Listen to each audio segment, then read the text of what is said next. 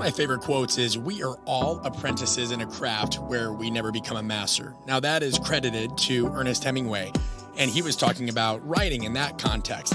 But for me, that is speaking directly to the fact that no matter what position you're in, as a leader or a coach or an educator or however you define yourself, learning how to deal with people, power dynamics, and politics will always be a critical part of achieving success in any profession.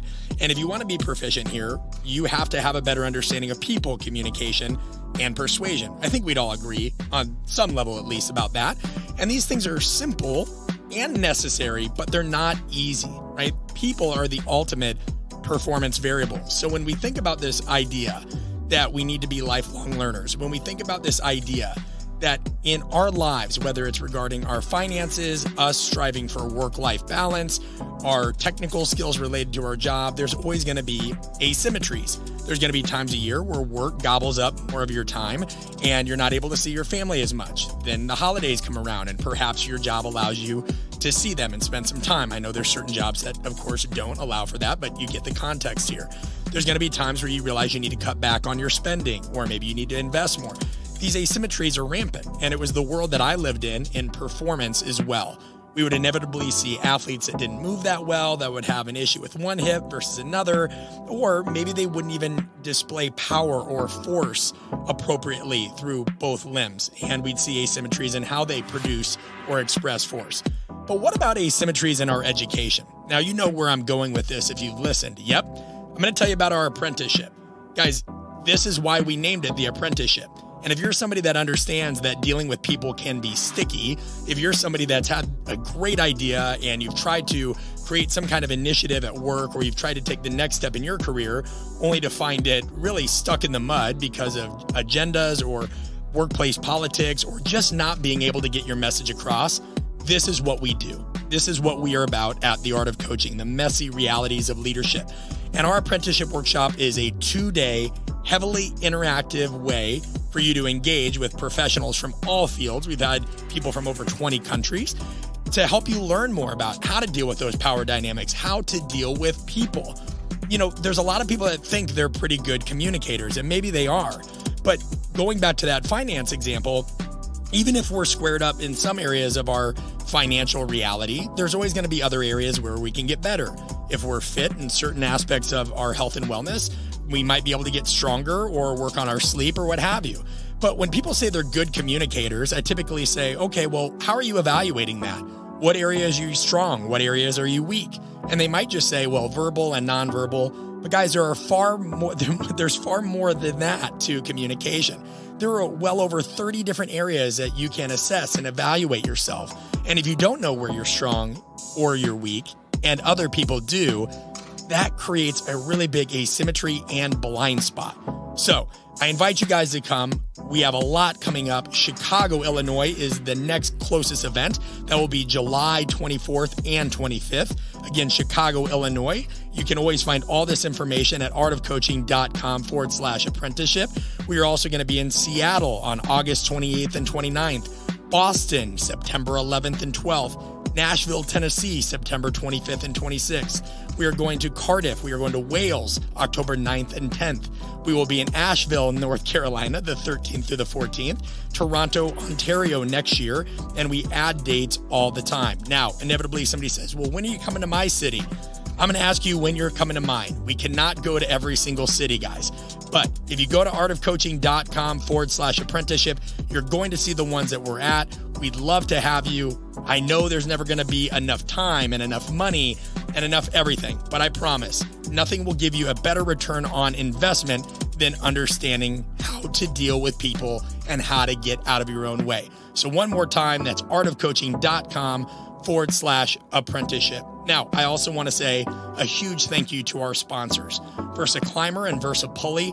These people are very special in my life. They've been with me since day one when I went out on my own. If you guys are looking for efficient, non-impact, and very, very difficult ways to keep yourself in shape and, you know, in a world that's now sitting on bikes constantly, and that's cool if that's your thing, but we're always sitting so much. VersaClimber is a super intuitive, fun, engaging, and effective way for you to get active. Check it out at artofcoaching.com/partners. Of course, Momentous. Momentous carries a line of NSF certified supplements designed for anybody who wants to get the most out of what they do. Bottom line, with a family history of cancer and heart disease, I am not obsessed with what I put in my body, but I am purposeful about what I put into my body. And so Momentous is the only supplement that I use outside of multivitamins and the like. And you can always save 25% by using code BRETT25. They also provide a lot of the swag bags at our apprenticeship, so you'll be more familiar with them as you come out to Chicago or any of the other locations. And finally, Saga. You guys know I value efficiency. I've said this again and again and again. And when I'm training, especially now working on a new book and my doctorate and being a dad, I have got to get in and get out. So I have 2 workouts a week where I'm going to do my typical performance-based workouts and 2 workouts a week where I need some kind of metabolic overload. I need something quick. I need something that's not going to tear up my body, especially if I'm going to get on a plane and go teach a workshop. So Saga has created the world's first wireless upper and lower limb blood flow restriction training cuffs. Now, these things intelligently calibrate to your occlusion zone. And for those of you that aren't nerds, guys, this means that this restricts blood flow in a very safe, purposeful, and well-researched way. Now, why would you want to do that? Well, without giving you a science lesson, the bottom line is this. When we restrict blood flow just a little bit, and of course, this is just for a small window of time, so you're not going to pass out. You're not going to have to worry about any kind of major health implications. Of course, always check with your doctor. Make sure you're cleared to partake in an exercise routine. But when you use these cuffs, you are going to get a massive buildup in lactate. You are going to get a massive buildup in a lot of different byproducts that signal to your brain, hey, we're under some stress here. And you will get a tremendous release of growth hormone, natural, of course, and other hormones that are going to help you respond more quickly, effectively, and efficiently in your workout. If you're a cyclist, you can use it on your lower body there during a lower intensity workout. If you are just a casual strength trainer, you can use it there. I really urge you, because it's one of those things that is better seen as opposed to me trying to tell you about it, to make sure to check them out. You can go to the artofcoaching.com/partners page or just saga.fitness, and you will save 20%, which is a tremendous deal. You're going to save 20% by using our code on the partner page. So make sure to check that out. All right, without further ado, let's knock out today's episode.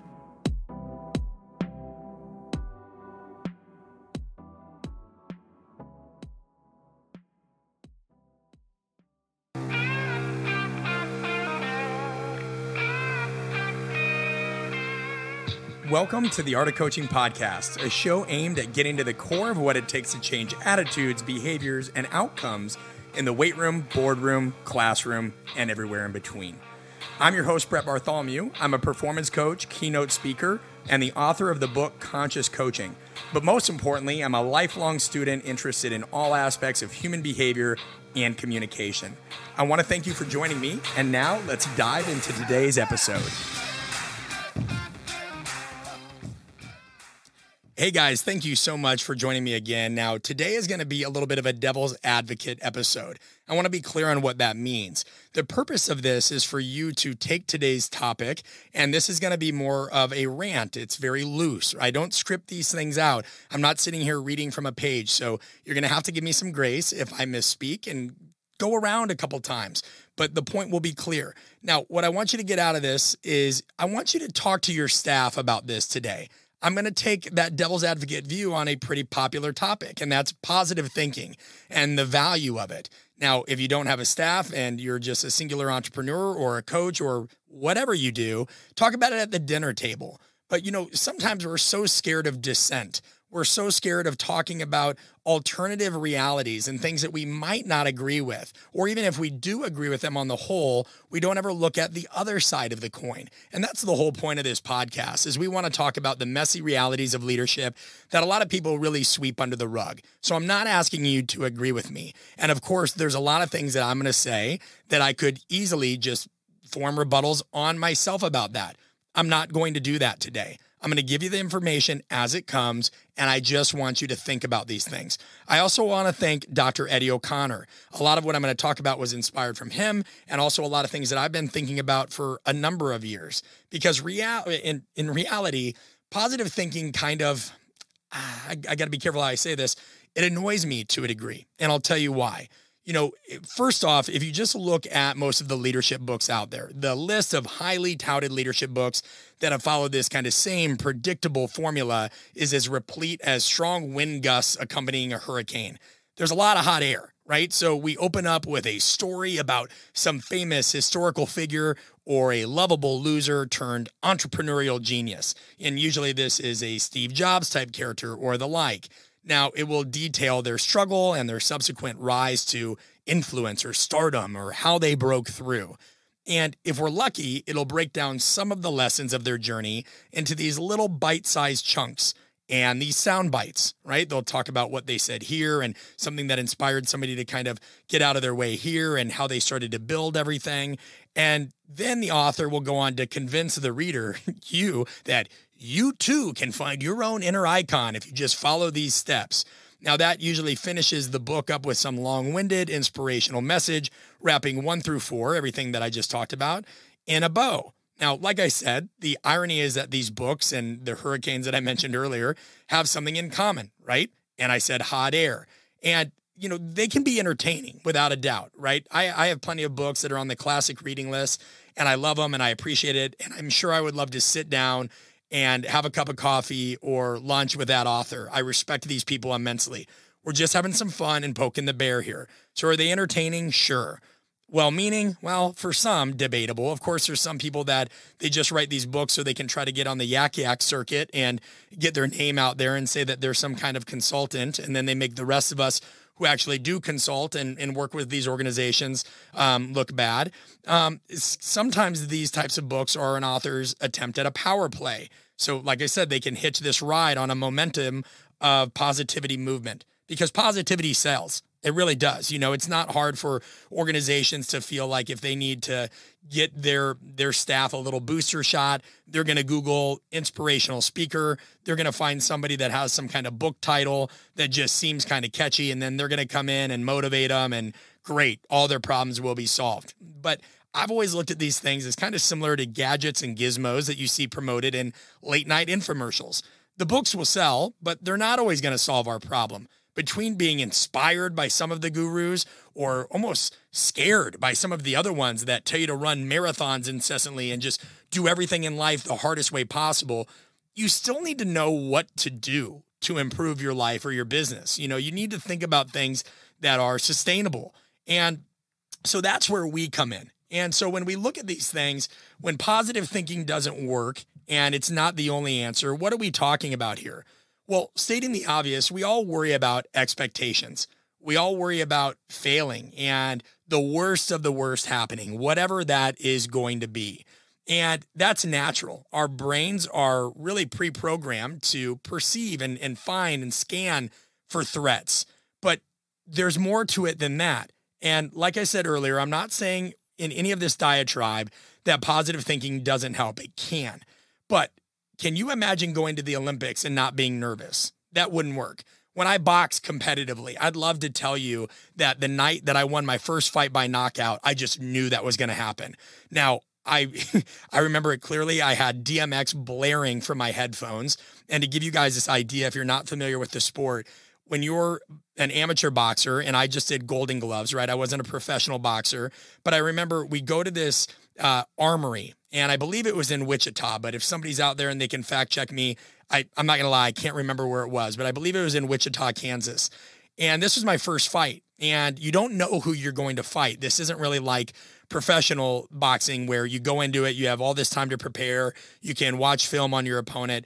You go into this armory and you have this little, almost like a passport, and it'll say your height, your weight, how many fights you've had, and different boxing gym owners or coaches will try to match you up. So they'll all get together. They'll say, hey, I got a southpaw. He's 5'8". He's 175 pounds. You know, great. I got somebody that's this. Cool. Let's match him up. And it's really kind of crazy because some people will lie on their passports. there were people that said they had 10 sanctioned fights, but what they didn't tell anybody is they had 50 to 100 fights in another country. And so pretty shady practices there. But only then would you have an idea of, okay, I got to fight tonight. Great. All my training wasn't in vain. But then you'd have to go change. And all the fighters are changing in the same space. So they're always eyeing you up and down, what have you. So most of us put headphones in. And so I have DMX. It's dark and hell is hot.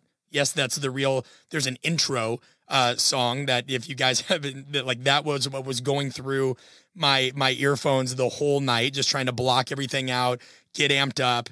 I didn't have this realistic understanding of the power, both the negative and the positive of arousal. So I was way too stimulated. I'm like doing double unders. I have a hoodie on. I'm just trying to get all this energy out of me because you're nervous. You don't know what's going to happen. I mean, even Mike Tyson, one of the greatest athletes, definitely in his prime, said he was terrified before getting in the ring. Now I could say, oh, I got this. I'm going to knock this person out. It's amazing. But I didn't even know the person. Let alone if I was going to knock them out. This was the first time I had been in a ring in a situation that was not sparring. So, just sitting there saying, oh, I'm going to do great doesn't necessarily help. You're going to be nervous. Now, you could say, yeah, Brett, but positive thinking would at least kind of calm you down. It would keep other things from distracting you. Well, sure. That's how I'm starting off this episode. I know positive thinking does work, but you can't do it all the time. Right? Like you also can't be tricked into thinking that it's necessary all the time. Not all of us are this wake up at dawn, kind of sunshiny, we're singing as we walk out the door kind of person. And this pressure, this overwhelming pressure to be positive can be very negative. It can be very negative as well. Yes, performance can decrease by being too positive. People's self-worth can decrease by the feeling of pressure to be positive. I mean, think about it. You open your cell phone and you see everybody's life on Instagram. And even if you know it's fake, you're going to think, God, what am I doing? What am I doing to move the needle? And this existed before Instagram. The phrase keeping up with the Joneses has existed for quite a while before there was social media. So let's say you didn't have social media. Well, you look at your neighbors, you hear about the vacation they just went on, you heard what they did here, you heard about the promotion Sally got at work. I go to Sally a lot. I don't know why I do that. And we always are really rooted in self-comparison. Now, I'm also not saying that you want to think negatively, right? It's not about thinking positive and thinking negatively. It is about focusing on what's essential, not getting sidetracked, making sure that your bandwidth isn't tied up in a million things.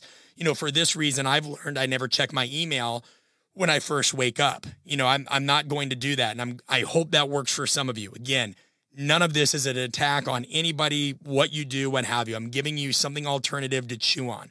I know for me, I get too caught up in other people's problems. So just like positive thinking or trying to force myself to do that, if it's not natural to me in that moment, opening up and checking my email, this creates a distraction. It creates something else I have to focus on instead of the main thing. So, we think about all this pressure to be positive, all this pressure to be productive, but what happens when this situation is actually bad and you have to perform anyway? This whole month we're doing a fundraiser for the Leukemia and Lymphoma Society, where a portion of proceeds from any of our online courses, whether that's bought in or valued, any tickets from the apprenticeship sales, any sales from my book, what have you, it goes to fight cancer. I lost my grandfather to cancer. I have another family member that's fighting pancreatic cancer right now. But speaking about positive thinking, I remember my grandpa was the quintessential wise ass. And my mom would always tell me that, this nurse would come in and say, hey, you look good. And he didn't really like that. He said, I appreciate it. And I know you're trying to be nice and I value that. But I just kind of like to deal with things as they are, and you could look at that and say, well, what a curmudgeon, but the reality is I could relate to it as an athlete. And I'm sure some of you guys could as well.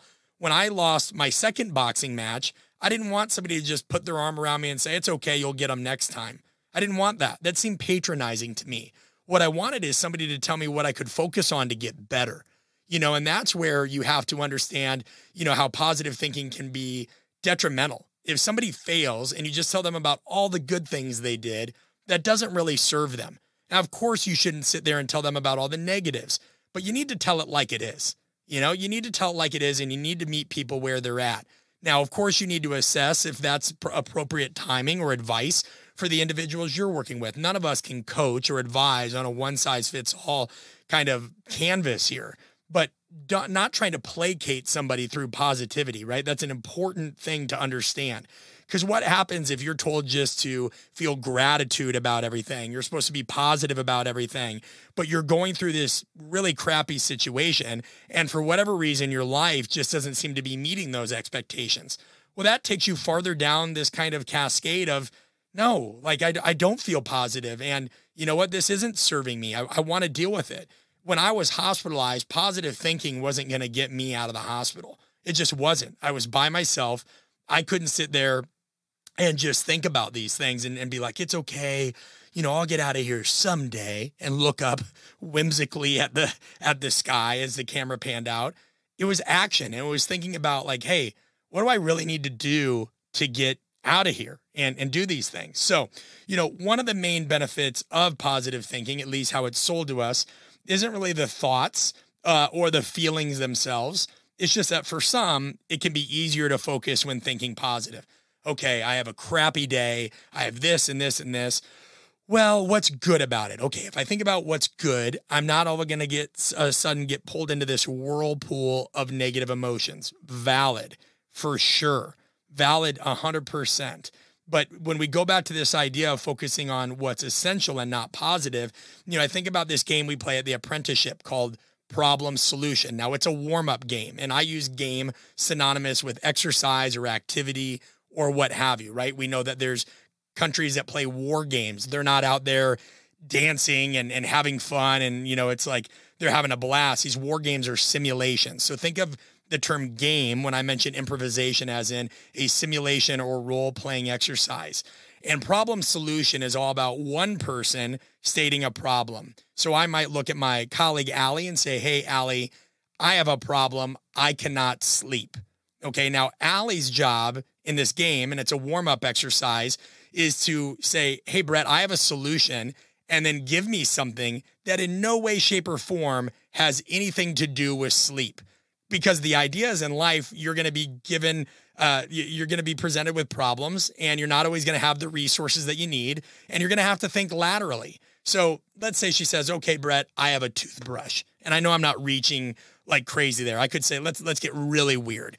Hey, Brett, I'm sorry you're having problems sleeping. I have a solution. It's a giraffe. So you might be thinking, and people, when they come to our workshop and play this, are like, wait a minute, I said I had a problem sleeping. What am I supposed to do with a giraffe? The point is not to be right. The point is not to be right. The point is to think about, okay, I just got to go with what I got here. Great. I'll ride the giraffe, and the motion from the giraffe will kind of rock me to sleep. Now, it's nobody's place to say, that's ridiculous, this and this, any more than it's somebody's place to say, hey, the cut that athlete made, or the way that they improvised that play when the coverage broke down, or the way that this person did that and made basically, pardon my language, shit out of sugar and found a solution, right? That's not your place. We have to make do with what we have sometimes. If you get pulled into an impromptu meeting and all of a sudden you're being told that you have to justify why you did X, Y, or Z, or you're being asked for your advice and you don't have much time to think about it, you're going to have to present a solution. The worst thing you can do in some situations is say nothing. So when I'm telling you about to focus on what's essential, right? If I said, oh, I have a problem, Allie, I can't sleep. And she said, okay, well, I have a temperature controlled room and a Serta mattress and a really great pillow. I mean, that's positive, but what does that teach me, right? So the idea is you want to focus on what's essential and not all the time. I mean, we're going to find ourselves in situations where your thoughts aren't going to be positive. I mean, when I do a podcast, especially a solo podcast, I think, okay, I could write this out and then I'll know exactly what I'm going to say all the time. But then is it real? Now, on the other end, I don't want to not write anything and just ramble forever, because then that's not purposeful. And then I think, well, either way, is this even going to be a good episode? That's a valid thought. It's a valid thought to worry about that. And that means I care about you guys having a good experience. Now, it's not a great thought if, I let that consume me and then I never do the podcast, and that's a lot of the people that we get at Art of Coaching is really talented coaches and people that say, hey, I have this idea. I want to do X. I want to make an impact. I want to do something bigger, but I don't know where to start. And usually they have an idea of where to start. The issue is they can't start because they keep convincing themselves their idea sucks, or they're an imposter, or nobody cares about their idea, or that people will judge them.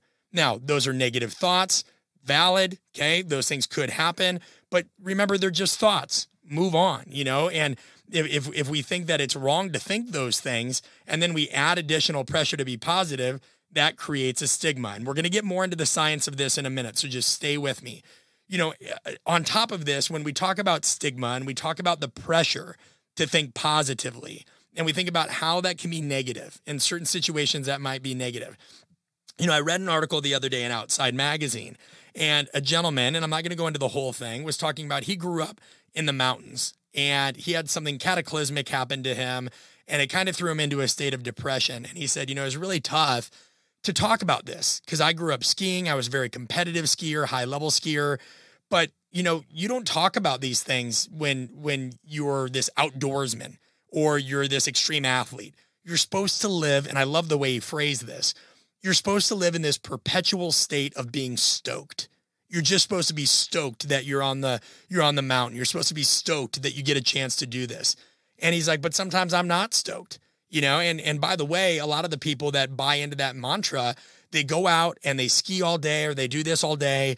They would party all night. And he's like, a lot of them would just burn themselves out and they just run themselves down. But then on the other hand, if you don't do that, and I saw this in strength and conditioning culture. Listen, I love my roots. I've talked about this a lot, but if you're a new listener, it's very part and parcel if you're in the human performance realm to just say, I'm in this to serve others. I'm going to stay in the trenches. It's not about me. First in, last out. It's not about the money. It's almost this kind of grooming that takes place where people take this extremist, servile kind of persona and they just pour it in there. But then there's this ongoing joke, and it's said tongue in cheek, that nobody really knows a happily married, financially secure, really healthy strength coach, because so many of them burn themselves out. And we see this in law enforcement. We see this in nursing. And anytime you're just not, let's say you won an award and you put it on Facebook and we're just like, I'm thankful to have won an award. Somebody in the community would kind of whisper to a friend, what a jackass. It's not about them, and that's this stigma. So the article goes on to talk about the issue with mental health in the mountains and some of the things that goes on with from this frame of you're supposed to just be positive all the time and be stoked, and how this really hurt this guy's recovery. And he wanted to open up about talks with mental wellness and what have you. And there was this statistic. So, and this might surprise you. What they found is the Rocky Mountain states. So you're looking at like Colorado, Montana, you're looking at Utah, a number of other states, rank in the top 10 for suicide rates in the United States. And this is from the CDC and data collected in 2019. They go on to say this eerily named suicide belt is home to the would-be paradises that skiers and outdoor enthusiasts call home. In 2016, a string of 3 suicides in 2 weeks in San Miguel County, Colorado, where Telluride is located, contributed to that county's suicide rate being over 3 times higher than the national average per year. And here this individual is being like, hey, there's some things that me and some other people struggle with, but the stigma is you can't really talk about it. And I'm not positive all the time. And if I act like I'm not positive all the time, somebody tells me something's wrong with me and I should just be positive, and guys, that's just not right, And so when we put this pressure on ourselves, let alone on others, to just be positive or to have gratitude all the time, it might be well-intentioned, but it's not always well-received. It might be well-intentioned, but it's not always well-received. Sometimes you have a bad day and the last thing you want is somebody coming up there and telling you, hey, you know what? You caught a couple red lights coming home. Just practice some gratitude. That's being tone deaf. That's being tone deaf. So think about it this way, just getting back on track with this. If you're going into a meeting or a situation that's going to be messy, is thinking positively always going to ensure that you're going to be able to adapt to, say, a difficult personality or somebody with an agenda that's trying to undercut you? Hey, Steve made me look bad at work, tried to make it look like I made this mistake when really he was the one that sent the email. But it's all right. Steve's a good guy. I'm sure he didn't mean it. No, there's going to be negative thoughts and emotions. You're going to want to punch Steve, and you're going to have to figure out how to perform despite the torrid whispers in your ear from these inner thoughts, right? When we do our improv workshops, There's plenty of people that think they're going to look stupid.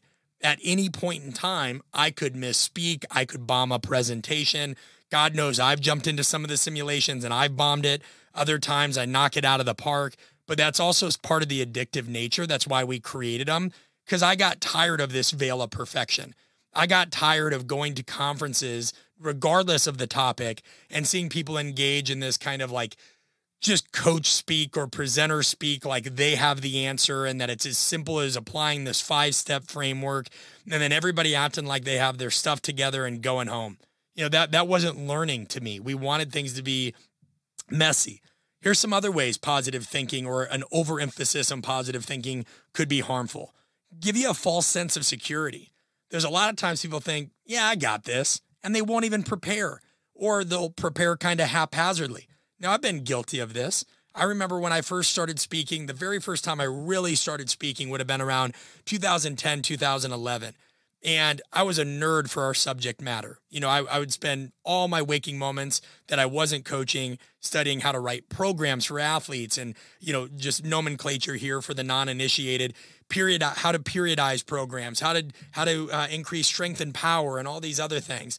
And so when I was given this speaking opportunity, I remember the company that I'd worked for at the time had these slides, and they're great slides, and they would be on these topics. And I'd be on the plane and somebody that I worked with would say, hey, are you going to look over these? And I'm not saying this is a good thing, by the way. I'm telling you, where I made mistakes. And I'd say, no, the reality is if I'm meant to be in this profession, I better know what the hell I'm talking about. And as long as those slides, have a clear prompt, I've studied this subject matter, I'm going to be good. Now, part of this was, I had a fascination with self-sabotage. I always wanted to put myself in these really tough situations to kind of see what I was made of. It's the same reason why I wanted to just go to college in a different state. I wanted to put myself in a situation where I knew nobody. How would I react? When I took other situations or jobs, I loved that. It was a high to me because it let me know directly what I needed to work on. If I failed, you couldn't hide from that feedback. Of course, I could kind of persuade myself, well, you gave it a go. That was kind of a raw attempt. Now let's see what you got if you actually prepare. And I want to be clear. It's not like I didn't look at anything, but I wouldn't obsess about it. I wanted to know. And there's some people that think they can know it a little bit too well. So maybe I did know that subject matter, but could it have been better? Right? That's where it harmed me, having this false sense of security. Hey, I know this stuff. I should be able to figure it out. But it wasn't about that. Then I started kind of growing up and realizing, okay, even if I don't need to study the subject matter, I'm going to study a little bit more about the host. Or one time I went to Norway. I wanted to study more about Norwegian culture. I could find some way. I'm not just going to say I'm going to figure it out when I get there. Everything's going to be good, because you know what? I've now traveled, guys, easily over 500,000 miles. And most of the times I go present, there's either no Wi-Fi, there's an issue with the audio. One time I went to a foreign country and they didn't have a projector and they asked me if I brought my own. Just about any situation you can think of happens. So, you don't want to fall into that trap. I look at it from preparing athletes, in that standpoint, overconfident athletes and individuals don't always plan for contingencies in their performance. What if this goes wrong? What if I get caught, with a feint and then I catch a left jab and I wasn't really paying attention to this? What happens if something goes wrong, or I wake up and I don't get that much sleep that night and my recall's poorly? And this happened with COVID, right? People were unprepared in their businesses and their finances, and it impacts all of us. So none of this is critical. I'm just saying the realities. And we can also be overconfident in our relationship. So let's slow it down for a moment here. How many people do you know, and maybe it's you, that thought your relationship was good, or they think everything's fine? There's no issues. You wake up, you tell one another you love each other, you go about your day to day, you're good partners domestically and in other ways. But then some day they just tell you, I'm not happy. This isn't working. You don't ever tell me that you appreciate me. What's going on here? There have been countless people throughout history that get caught off guard in a variety of ways. And that's because we can have this inattentional blindness that can come from positivity. You think everything's okay, and that changes what you focus on because your scope of vision is narrow. And we know on the other end, if you just worry all the time, that's problematic too. That's not what today's podcast is about. It's a devil's advocate take on being too positive. So let's stay on point here. So another time, sometimes negativity and fear prompts us into a sense of urgency. which I think is one of the most valuable resources or traits that somebody can have. You have to have a sense of urgency. You have to. Because when you can draw upon a sense of urgency, you understand that there's no time to waste and you need to key in on what's essential. Urgency can be the very result of a balance of our emotions, highs and lows, clear focus, and a tight timeline, right? That's a huge part of what they call Parkinson's law. Work will expand to fit the time that you have for it. If you're writing a book or you have something going on and you have till June 2022 and it's January 2021, you'll be very surprised in the amount of ways you can distract yourself and waste that time. But if all of a sudden, and I think about this as I record this, I'm going to be traveling again for a significant amount of presentations and speaking events soon. I got a lot of presentations I either got to create, alter, adapt in some way, whatever synonym or term you want to use. And the irony here is if I start now, that's good. But I tend to do some of my best work when I get a little bit worried and when that timeline gets a little bit tight. Now, for me, that's because I'm such a curious person. I'll start overthinking the project. I'll start coming up with a wide variety of ideas. I'll look into my notebooks, have so many stories and facts and statistics and things like that I want to add in. But all of a sudden, when it gets a little bit closer, and I know, all right, there's a real consequence here if I don't get this locked in, it makes me focus on the essentials of the story. So positive thinking is not always the golden rule you think it is. Our mind is not always our friend. As I said earlier, it's built for survival.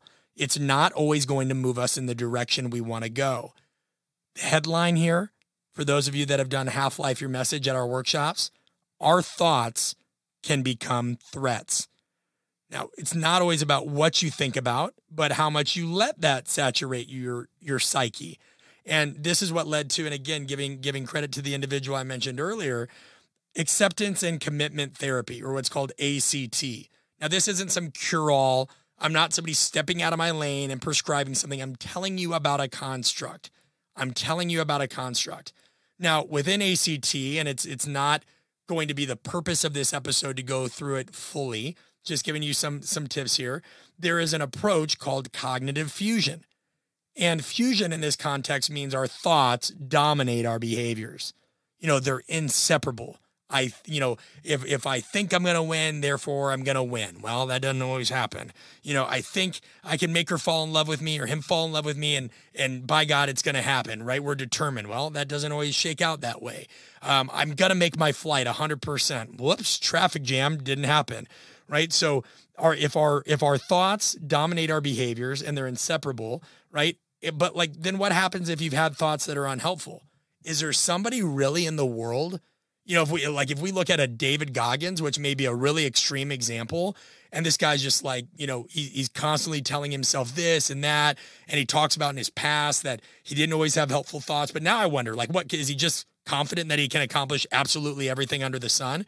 Is somebody that's climbed Mount Everest thought that, if I ever climb it again, there won't be an issue, what have you? I mean, nobody's ever just confident 100% of the time. And if they say they are, they're full of it because you're not always in control of your thoughts. I mean, think about some of the twisted things that have entered your mind. Just relax a little bit and admit it. Think about jokes you've said with friends when in the privacy of your own home or what have you. Think about things that you thought about just in the dark recesses. I have a really, sometimes I wonder if anybody thinks as dark as I think, because, my mind can go some awful places and I can go some wonderful visionary-like places too.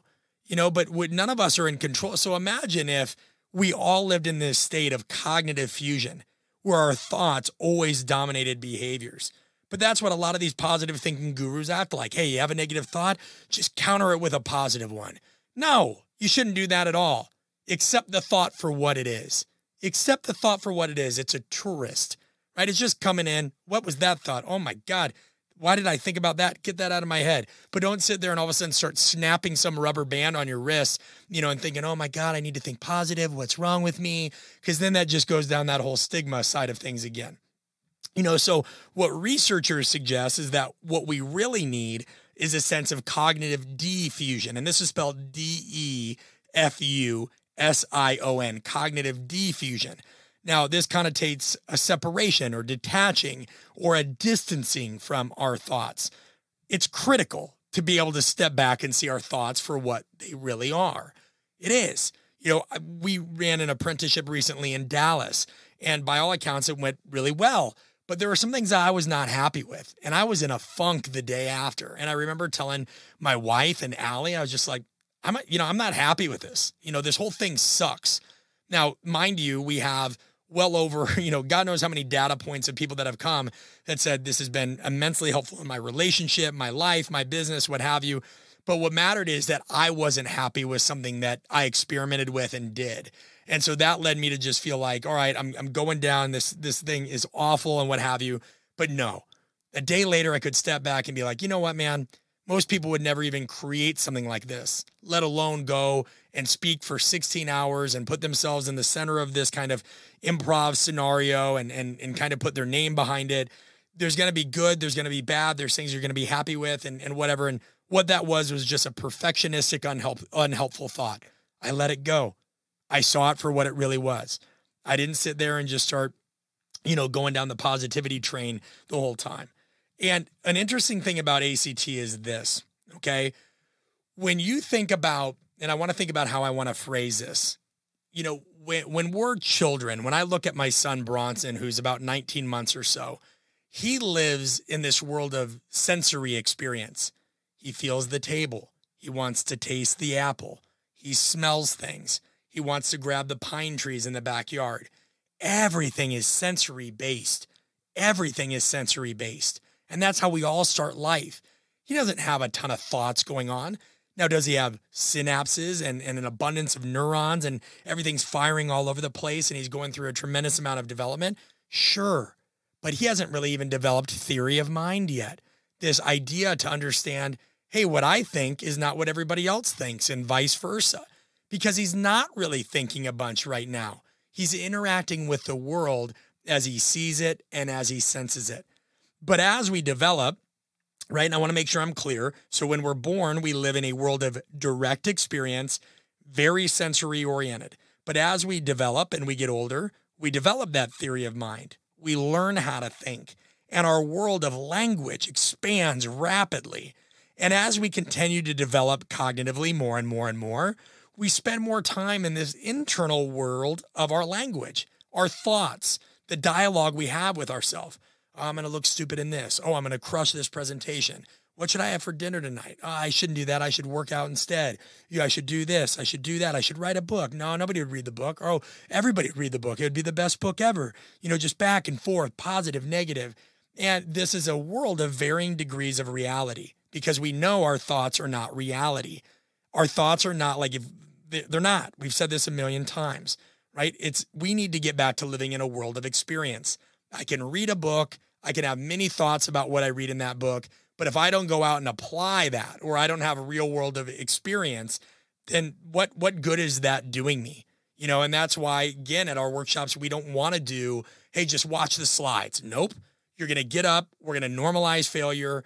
You're going to role play. We're going to put you in situations. You're going to have small group discussions because we need you to experience this cascade of emotions so that you can get better feedback. So cognitive diffusion is like mindfulness of thinking, as Dr. Eddie O'Connor says. I'm being aware of my thoughts and what they are. I can detach. Oh man, I'm stepping into this ring. This dude looks way bigger than me. I'm going to get my clock cleaned. Nah, just step back. You don't know that dude. He might not have any defense. Just step back, detach from it. Take a second. Think, why am I thinking this way? Does this thought serve me? Can it be used?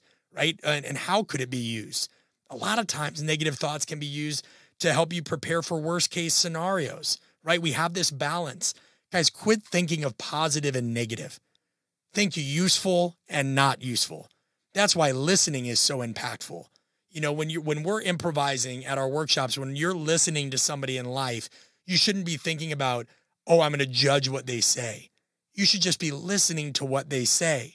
Listen to what they say in the context of the moment and what they mean. If you can just detach while being mindful, and that is possible, I'm talking about detaching these labels of positive and negative and being mindful of just what the thing is itself, right? That's what's critical. That's why we talk a lot about power dynamics at our workshops. Oh, power, influence, persuasion. These things are the dark arts. These are bad.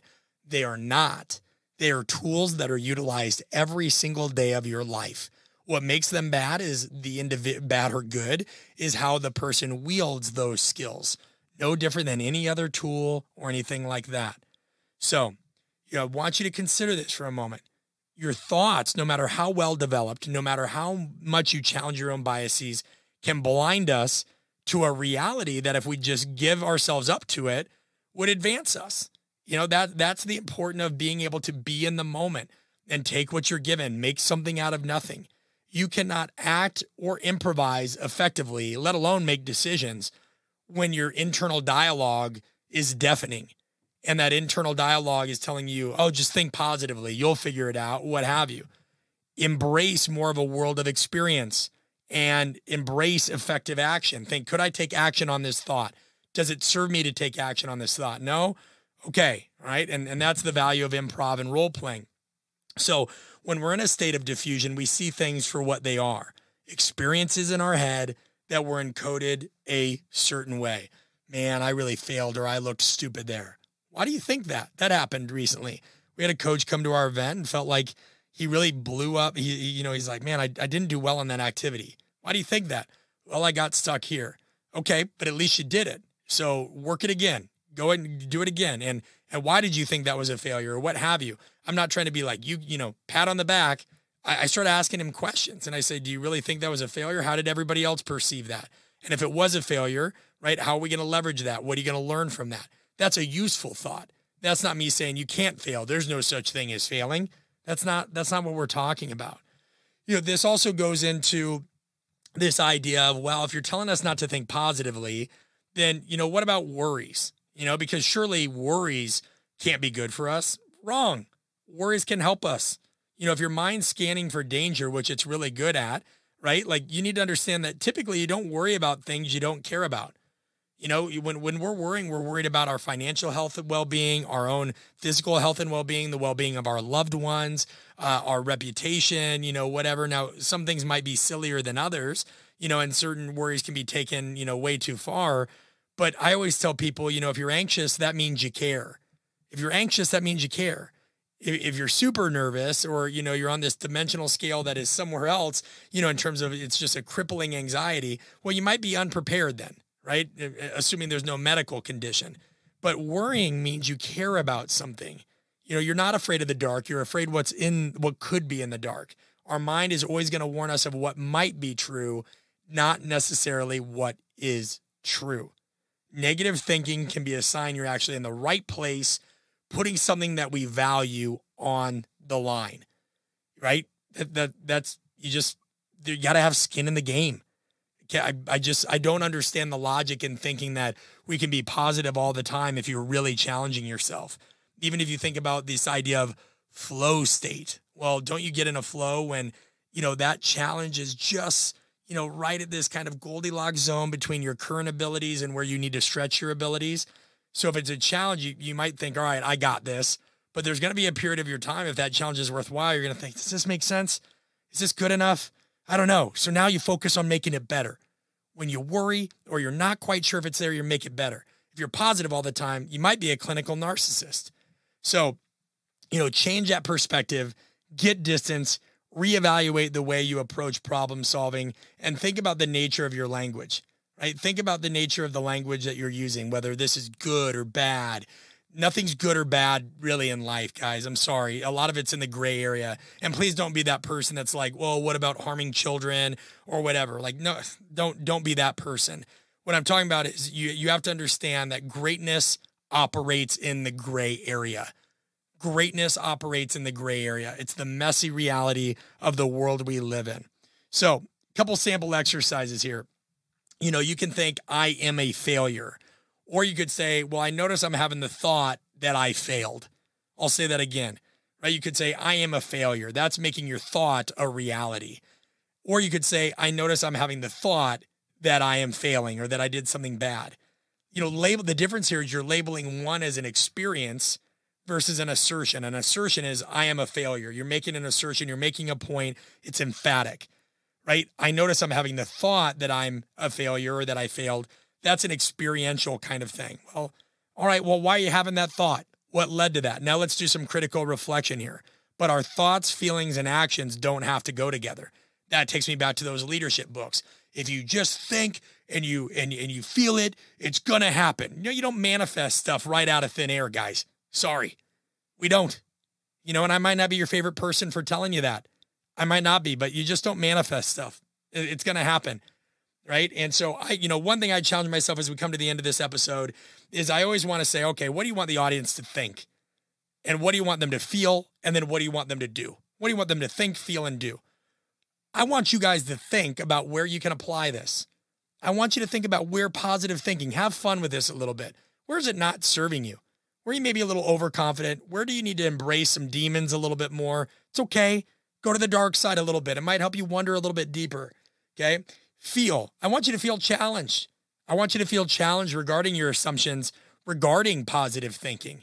I want you to feel a little bit challenged. I want you to bring it up to your staff. I want them to have a little bit of an argument with you. I want you to think twice about going to buy the next leadership book that somebody says is amazing when it just tells you, hey, you can solve it in 5 steps and just love people up and, tell them they did a great job and show that you're empathetic and it'll all be good. Think about that. The world is getting increasingly more fast paced and we live in this attention economy. Not everybody, you're not ever going to be able to build warm, fuzzy relationships with everybody. And then what I want you to do, I want you to practice this in some respect daily, whether with the sample exercise I gave you, any of those kinds of things. I want you to find some area in your life where you can practice this because that stuff is critical. And I want you to just be a little bit more cognizant of the terms that you're using in general of saying, hey, is this positive? Is this negative? Is this good? Is this bad? Where are you using that kind of labeling language? When somebody came, I think, to our Dallas apprenticeship, and we were doing an exercise where it was very simple. It's not worth explaining too much in here, but the idea is somebody will give a word like marker, okay? And the whole idea is, okay, we have a marker. What can a marker be used for? To edit a document, right? To draw a picture, what have you. Sure, but we wanted to put some pretty big constraints. We wanted people to think. So we were saying, hey, you have to think of uses or features or functions or colors of marker, whatever it is, it has to start with the letter M, right? Because that was the word and this was the rules. Cool, go around a circle, maroon. Yep, well, that could be a color marker, mauve. All right, that's a different take on maroon. To modify, okay, yep, you could edit a document. To make, yep, you could make a picture. We go around and a good friend of mine that was there says, man, this is dumb. And I said, oh yeah, why? And he goes, well, this is just dependent on having a great, vocabulary. I don't have a great vocabulary. I go, that's not what this game is about at all. It's about that you have this thing. In this case, it's a marker. And then you have these constraints. In this case, you have to use the letter M and talk about features, functions, colors of the marker. And you got to keep the ball in the air.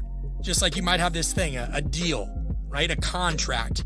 And then you might have this constraint. Well, it's got this limiting non-compete, or it's got something else. And you're going to have to think of a way around that. And so him and I go back and forth a little bit because it's not about the exercise. It's about what the exercise teaches. And eventually we turn to an individual. And Kyle, if you're listening, I appreciate you here. And Ryan, I love you too. And Kyle was a Marine, or once you're a Marine, you're always a Marine. Kyle is a Marine. I said, Kyle, can you tell me about something you did while training to be a Marine that was not directly related to warfare or combat, but taught a useful lesson?